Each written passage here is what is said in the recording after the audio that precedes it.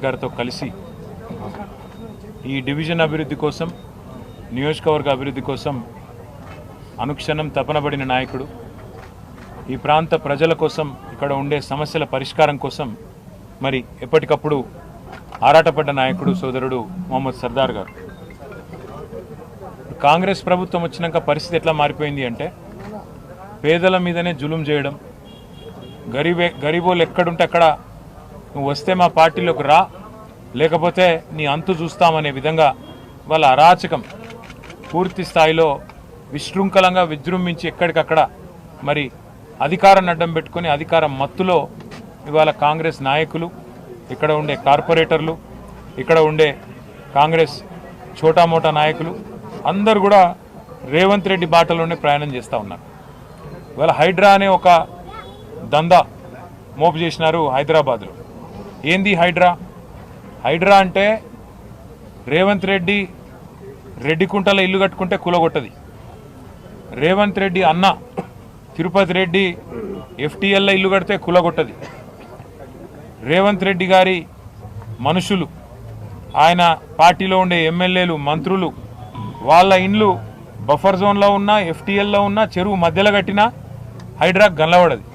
కానీ అదే గరీబోడు కుటుంబం సైజు పెరిగి ఒక ఫ్లోర్ ఎక్కువ వేసుకున్నా, లేదా కొద్దిగా ముంగటికి వచ్చినా ఇవాళ చిన్న చిన్న గల్లీలల్లో ఎక్కడైతే కనీసం ఒక ఆటో కూడా చక్కగా రాదో ఆ గల్లీలలోకి వచ్చి ఆ గల్లీలల్లో ఇలా గరీబోళ్ళ మీద ప్రతాపం చూపెట్టి విచ్చలవిడిగా ఎక్కడికక్కడ హరాస్మెంట్ చేస్తూ ఉన్నది ఈ ప్రభుత్వం. ముఖ్యంగా అటు జిహెచ్ఎంసీని, ఇటు హైడ్రాని అడ్డం పెట్టుకొని ఇలా రేవంత్ రెడ్డి నుంచి మొదలు పెడితే కింద ఉండే చోటా మోటా చిన్న చిత్కా లీడర్ల దాకా హైడ్రా అంటేనే ఒక బ్లాక్మెయిల్ దందాలాగా మారిపోయింది.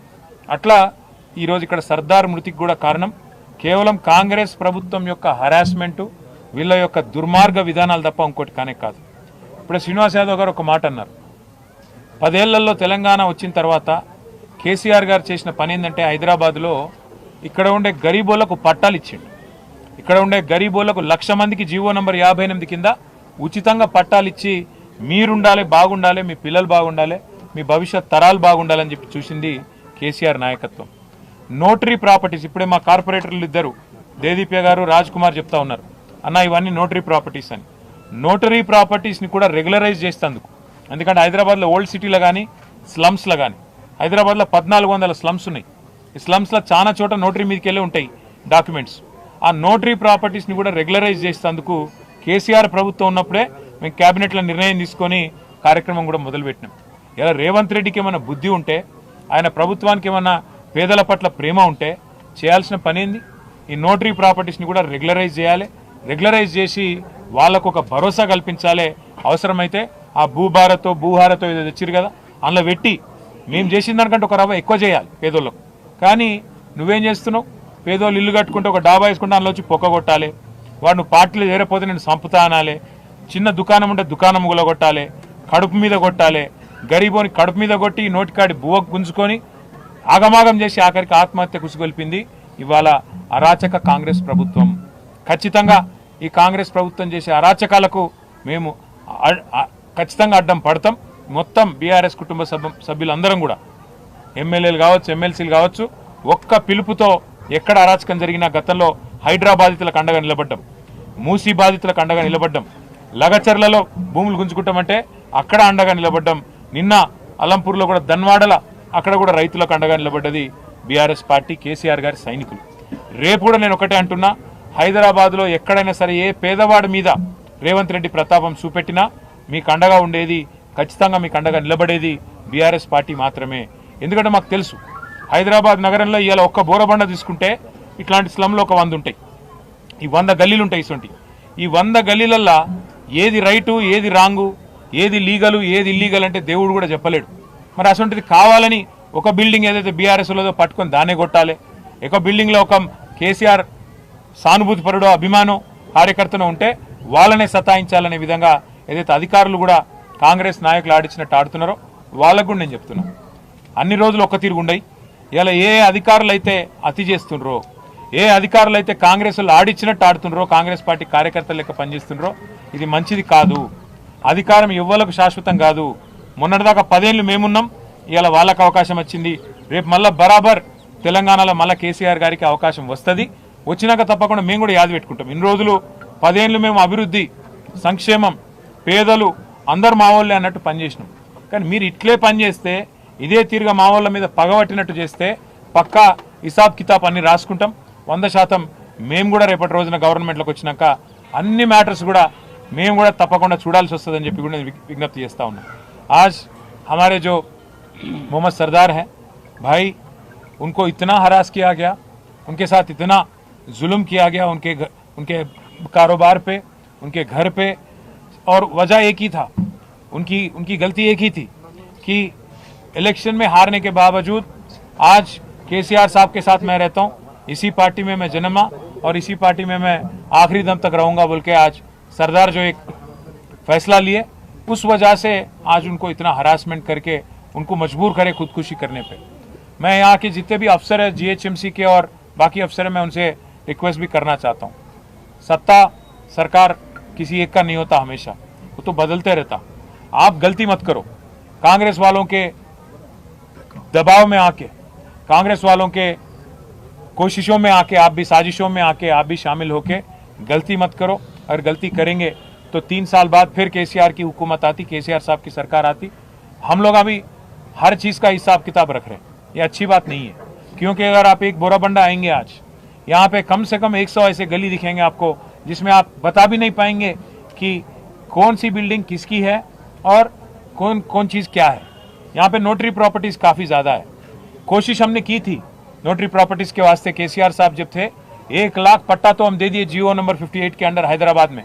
साथ ही साथ हमने कोशिश शुरू कर दी थी कि धरनी के अंडर ये नोटरी प्रॉपर्टीज को भी रेगुलराइज किया जाए। अगर रेवंत रेड्डी को और कांग्रेस को गरीबों की तरफ उनको अगर कुछ हमदर्दी है, गरीबों के लिए कुछ उनके दिल में जगह है, तो आपको क्या करना चाहिए, ये सारे नोटरी प्रॉपर्टीज को आप रेगुलराइज करो जल्द से जल्द। ये नहीं कर रहे हो आप, उल्टा आप आके ये नोटरी है, ये ऐसा है वैसा है बोल के गरीब जो है, जो 2 लोग 3 लोग 4 लोग उनके फैमिली के साथ एक जगह रह रहे हैं, उसको आप तोड़ने की कोशिश कर रहे हो, उनके पेट पे मारने की कोशिश कर रहे हो। ये बिल्कुल गलत है।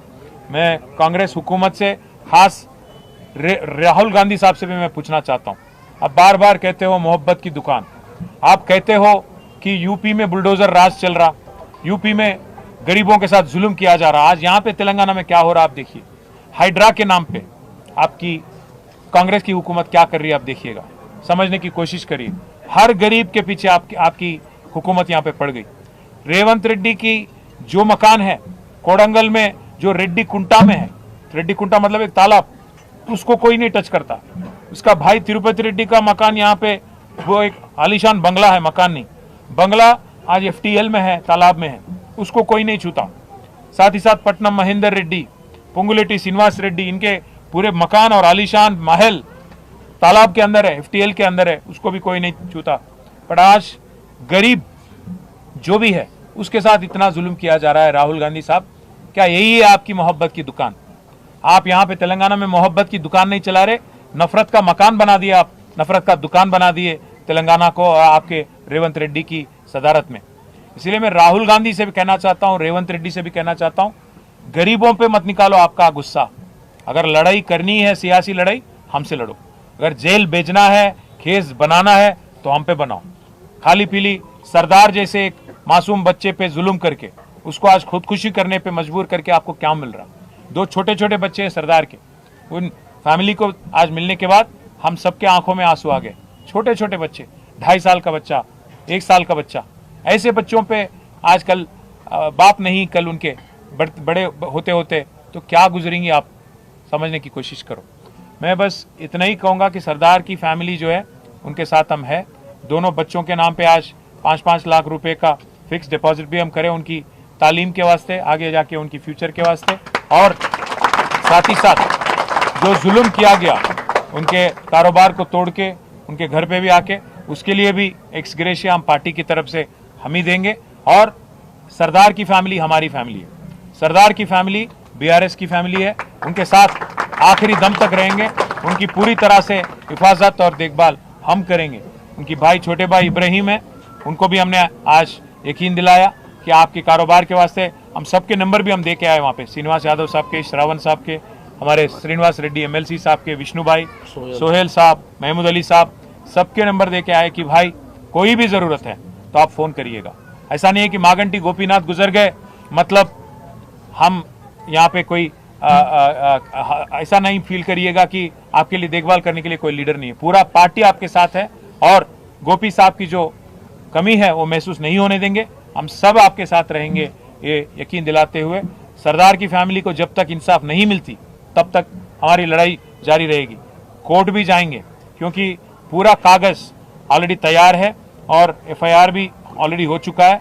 अगर कार्रवाई नहीं करती और इंसाफ नहीं मिलती पुलिस के तरफ से और हुकूमत की तरफ से, हाई कोर्ट भी जाएंगे और जरूरत पड़ा तो सुप्रीम कोर्ट भी जाएंगे।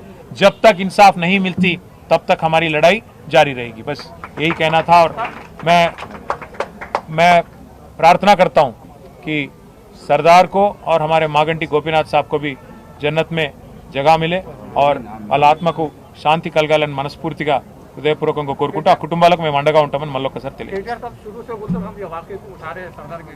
गोपीनाथ साहब जो एमएलए है कि बोराबंडे में बोलते हो सरदार के जैसे कई आपके बीआरएस के लोगों के घर अभी भी स्टील है कहते उनके लिए आप हम ऑलरेडी कमिश्नर से बात कर चुके हैं। अभी यहीं से हम मैं और श्रीनिवास अन्ना बात भी करें कमिश्नर से। मैं बोला भी उनको अगर रेड मार्किंग शुरू हम भी करें तो बहुत नुकसान होती है आपका। बोला मैं क्या बोल तो हर कांग्रेस लीडर, हर बीजेपी लीडर, हर किसी का अगर हम भी मार्किंग शुरू कर दिए, क्योंकि हम कभी भी ऐसे हम देखिए भाई साहब, हम बदलाव की राजनीति करें 10 साल, बदले की राजनीति नहीं करें।